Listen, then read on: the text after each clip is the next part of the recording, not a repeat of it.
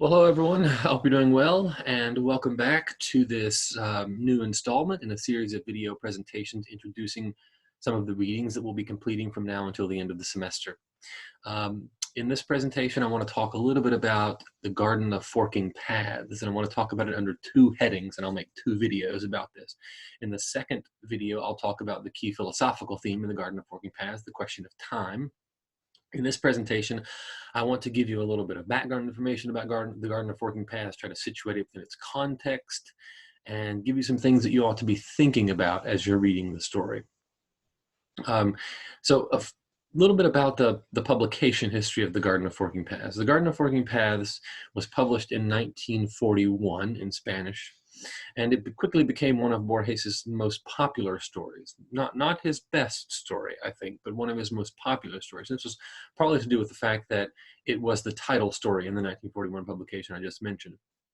From the perspective of an English-speaking audience, the Garden of Forking Paths became emblematic of Borges's style and preoccupations, both literary and philosophical, partly because it was the first of his stories published in English. So it was published in Spanish originally in 1941, and then only 7 years later, in 1948, it was translated into English and published in an English language literary magazine. As a result, it had fairly widespread dissemination in the English-speaking world, and as I mentioned earlier, it sort of became emblematic of some of Borges's principal preoccupations. It's a little bit about the, the publication history. In terms of genre, last time we talked about Death in the Compass as a piece of detective fiction. Well, if Death in the Compass is detective fiction, I think we can rightly say that The Garden of Forking Paths is an example of espionage fiction, or it's a spy thriller, an espionage thriller. And this means, among other things, that it belongs to a reasonably long tradition, both literary and in film and television, of stories that treat questions of espionage. In order to understand what this means in Borges's case, I think it might be useful to think about some of the conventions of espionage fiction and espionage in television shows and movies. I'm going to mention three. You will note as I'm mentioning them that I'm generalizing massively. So these conventions will not necessarily be present in every instance of espionage fiction, but I think the generalizations are general enough, and they apply in sufficiently many cases to merit discussion here. So just a couple of conventions of espionage fiction that I want you to keep in mind as you're reading The Garden of Forking Paths. So if you think about the instances of espionage fiction, whether in movies or television shows or short stories or novels that you're familiar with, you'll probably notice right from the beginning that most espionage fiction revolves around a hero, and this hero is invariably a spy. Yeah? This spy hero is also almost always invariably a male. So if you think, for instance, of the James Bond movies in the 1960s and all the way up to the present, if you think about the Jason Bourne series, the Bourne Identity and whatever the others are, if you think about the Mission Impossible series, Ethan Hunt, all of these are examples of espionage fiction in various permutations, and they all involve a hero who is a spy who is also male. But the male protagonist in these examples of espionage fiction is not your ordinary male. So think about James Bond. Think about Ethan Hunt. What sorts of characters are these? Well, they tend to be what?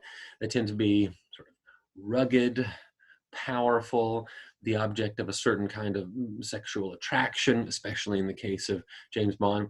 They tend to be very skilled in espionage, skilled in various kinds of weaponry. They're in nearly every sense of the word alpha men, strong, powerful, intelligent, and so on.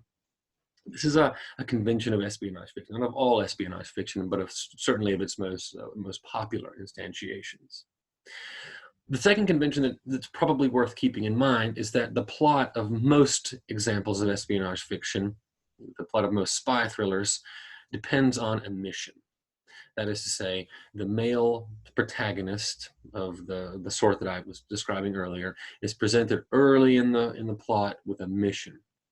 And this mission often involves, well, a couple of things. It often involves a great deal of danger, risk. It often requires the spy to muster all of the mental and physical resources at his disposal in order to carry out the objective that he's been set. So we have the male protagonist, who is of the character I talked about before, sort of rugged and powerful and intelligent, skilled in weaponry and espionage, sometimes in many cases an object of sexual attraction, who is then set a task, a mission, and this mission often involves overcoming apparently insurmountable odds.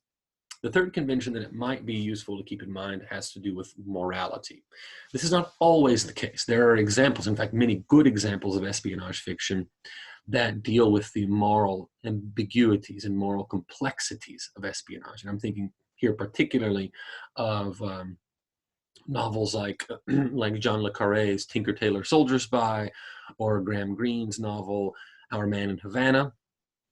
But in many cases, and I think especially in the more popular instances of espionage fiction, it's really obvious from the beginning who the good guys are and who the bad guys are. The filmmaker, the novelist, the short story writer tends to draw distinctions between good and bad with very sort of broad and bright lines. This has a couple of implications. The first implication is that we know from the beginning with whom we are supposed to sympathize. The second implication has to do with the way the narrative arc works. If you think of any James Bond movie you've ever seen, or I don't think I'm misspeaking here, any Mission Impossible movie, the mission is always finally successful. Despite certain detours and false starts, Ethan Hunt always satisfies the objective. James Bond always catches the bad guy. He always stops the nuclear explosion, or whatever the case happens to be. So a couple of conventions: the hero of the sort I described earlier, the mission, and the question of morality. I think it might be useful to think about these conventions within the context of the Garden of Forking Paths. And I'm not going to try to analyze each of these, but I do want to ask you some questions and give you some things you ought to keep in mind as you're reading the Garden of Forking Paths. Start with the hero. The hero, ostensibly, in Borges' story, is a fellow named Yutsun. So think about Yutsun. Is Yutsun a hero in the mold of a James Bond or a Jason Bourne? Is he like those characters in any way? To put the question somewhat more broadly, in what ways does Yutsun resemble someone like James Bond, and in what ways, to what extent, does he diverge from those characters, and why? Why is Borges presenting his hero in the manner that he does? Second, think about the mission, the task that Yutsun has been set. What is his attitude toward that task? What is that task? What is it exactly that he's been asked to do? What is his attitude toward it? Is he excited about it, enthusiastic? Is he resentful, melancholy? How would you describe his relationship with the task that he's been set? And then third, the question of morality. Is it obvious in the Garden of Forking Paths who the good guys are and who the bad guys are? Does the question of morality even emerge in the Garden of Forking Paths? And if it does, in what way? If it doesn't, why not? So just a couple of things to keep in mind as you're reading the Garden of Forking Paths and sort of thinking about it within the broader context of espionage fiction. Very well. In the next presentation, I'm going to talk a little bit about the question of time as the key philosophical theme or motif in the Garden of Forking Paths. And we're going to think a little bit about the question of time itself, but also how that philosophical theme, that abstract metaphysical theme, relates to the espionage narrative that governs the Garden of Forking Paths. Very well. Okay, that'll be all for now. As always, if you have any questions at all, please feel free to let us know. Very well. Talk to you soon. Bye.